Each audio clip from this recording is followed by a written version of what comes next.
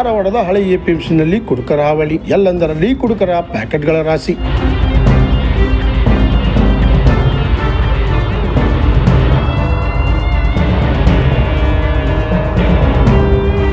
ಕುಡುಕರ ಹಾವಳಿಯಿಂದ ಬೇಸತ್ತು ಹೋದ ವ್ಯಾಪಾರಸ್ಥರು. ಧಾರವಾಡದ ಹೃದಯ ಭಾಗದಲ್ಲಿ ಇರುವ ಹಳೆ ಎಪಿಎಂಸಿಯಲ್ಲಿ ಇವಾಗ ಕುಡುಕರಿಗೆ ಮತ್ತು ಪುಡಾರಿಗಳಿಗೆ ಅನೈತಿಕ ಚಟುವಟಿಕೆಗಳ ತಾನಾಗಿ ಬದಲಾಗಿದೆ ಎಂದರೆ ತಪ್ಪಾಗೋದಿಲ್ಲ. ಯಾಕೆ ಅಂತೀರಾ? ಈ ಸ್ಟೋರಿ ನೋಡಿ. ಧಾರವಾಡದ ಹೃದಯ ಭಾಗದಲ್ಲಿರುವ ಹಳೆ ಎಪಿಎಂಸಿ ಇವಾಗ ಹುಡುಕರಿಗೆ ಹಾಗೂ ಪುಡಾರಿಗಳಿಗೆ ತವರು ಮನೆಯಾಗಿದೆ.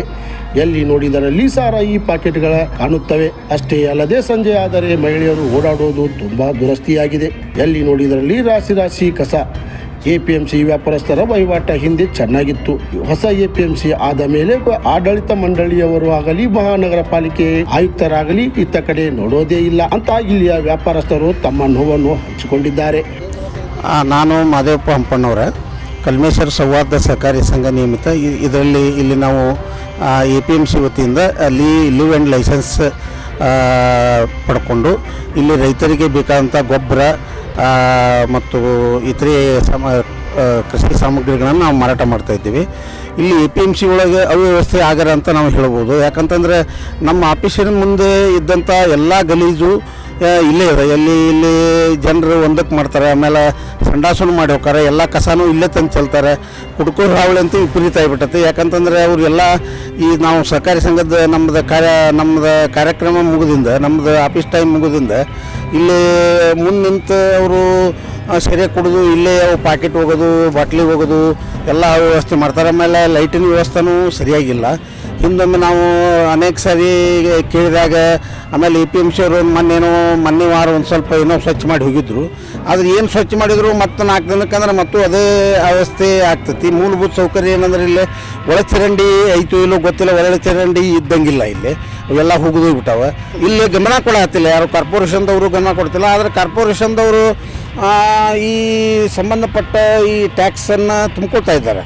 ನನಗೆ ತಿಳಿದ ಹಾಗೆ ಸಂಬಂಧಪಟ್ಟ ಟ್ಯಾಕ್ಸ್ ಅವ್ರು ತುಂಬ್ಕೋತಾರೆ. ಅವರು ಇದು ಒಮ್ಮೆ ಕಾರ್ಪೊರೇಷನ್ದವ್ರು ಏನಂತಾರೆ, ಅವ್ರಿಗೆ ಫೋನ್ ಮಾಡಿದ್ರೆ ನಮ್ಮ ವ್ಯಾಪ್ತಿಗೆ ಬರೋದಿಲ್ಲ ರೀ, ಎಪಿಎಂಸಿ ಅವ್ರಿಗೆ ಅಂತಾರೆ. ಎಪಿಎಂಸಿ ಅವ್ರಿಗೆ ಕೇಳಿದರೆ ಅವರು ಮಾಡಿಸ್ತೀವ್ರಿ ಅದು ಅಂತ ಹೇಳಿ ನಾವು ಮಾಡಿಸ್ತೀವ್ರಿ ಅದು ಅಂತ. ನಾವು ಸುಮಾರು 20 ವರ್ಷದಿಂದ ಇಲ್ಲಿಯೇ ವ್ಯಾಪಾರ ಮಾಡ್ತಾ ಇದ್ದೇವೆ. ಆದರೆ ಇಲ್ಲಿ ಸುಸಜ್ಜಿತವಾದ ಶೌಚಾಲಯ ಇಲ್ಲ, ಸರಿಯಾಗಿ ನೀರು ಬರೋದಿಲ್ಲ. ಯಾರೋ ಬಂದು ಇಲ್ಲಿಯೇ ಕಸ ಚೆಲ್ಲಿ ಹೋಗುತ್ತಾರೆ. ಒಟ್ಟಿನಲ್ಲಿ ಯಾರು ಹೇಳೋರು ಇಲ್ಲ ಕೇಳೋರು ಇಲ್ಲ ಅನ್ನೋ ಥರ ಆಗಿಬಿಟ್ಟಿದೆ. ನಮ್ಮ ಅಂಗಡಿಯ ಕಳ್ಳತನವಾಗಿತ್ತು. ನಾವು ಪೊಲೀಸರ ಕಂಪ್ಲೇಂಟ್ ಕೊಟ್ಟರು ಏನೂ ಪ್ರಯೋಜನ ಆಗಿಲ್ಲ ಅಂತ ತಮ್ಮ ಆಕ್ರೋಶವನ್ನು ವ್ಯಕ್ತಪಡಿಸಿದರು. ಇಲ್ಲಿ ಮೊದಲನೇದಾಗಿ ಇಲ್ಲಿ ಹೊಸ ಎಪಿಎಂಸಿ ಆದಾಗಿಂದ ಇಲ್ಲಿ ಓಲ್ಡ್ ಎಪಿಎಂಸಿಗೆ ಎಲ್ಲರೂ ಇಲ್ಲಿ ಗಮನ ಕೊಡೋದು ಕಡಿಮೆ ಮಾಡಿದ್ದಾರೆ. ಮೂಲತಃ ನಮ್ಮ ಕಾರ್ಪೊರೇಷನ್ದವರು ಆಗಿರ್ಬೋದು, ಆಮೇಲೆ ಸಂಬಂಧಪಟ್ಟಂಥವರು ಅವರು ಗಮನ ಕೊಡ್ತಿದ್ದಾರೆ, ಆದರೆ ನಿರ್ಲಕ್ಷ್ಯ ವಹಿಸ್ತಾ ಇದ್ದಾರೆ. ಮೊದಲನೇದಾಗಿ ಇಲ್ಲಿ ಮೂಲಭೂತ ಸೌಕರ್ಯ ಒಳಚರಂಡಿ ಇದೆ, ಅದು ಎಲ್ಲ ಹೋಗೋದೋಗೈತಿ. ಎರಡನೇದಾಗಿ ಇಲ್ಲಿ ಕುಡುಕರ ಹಾವಳಿ ಅಂತೂ ಸಿಕ್ಕಾಪಟ್ಟೆ ಇದೆ.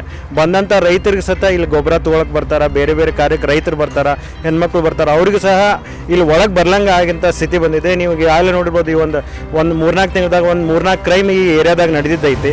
ಅದಕ್ಕೆ ಪೊಲೀಸವರು ಸಹ ಭೇಟಿಗೆ ಬರ್ತಾರೆ ಮತ್ತು ಹಂಗೆ ಹೋಗಿಬಿಡ್ತಾರೆ.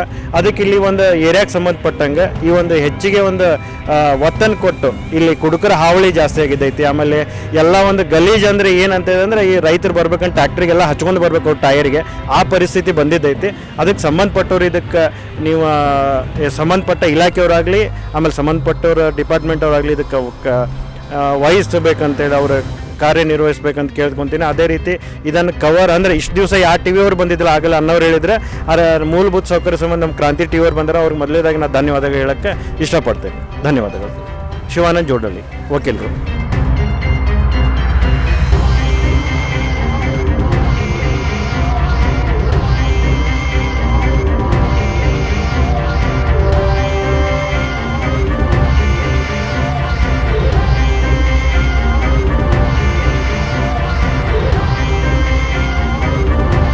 ಇವಾಗಾದರೂ ಸಂಬಂಧಪಟ್ಟ ಅಧಿಕಾರಿಗಳು ಇತ್ತ ಕಡೆ ಗಮನ ಕೊಟ್ಟು ಕೂಡಲೇ ಅಭಿವೃದ್ಧಿ ಮಾಡಬೇಕು ಎಂಬುದು ಕ್ರಾಂತಿ ಸಮಾಚಾರದ ಅಭಿಪ್ರಾಯ ಆಗಿದೆ.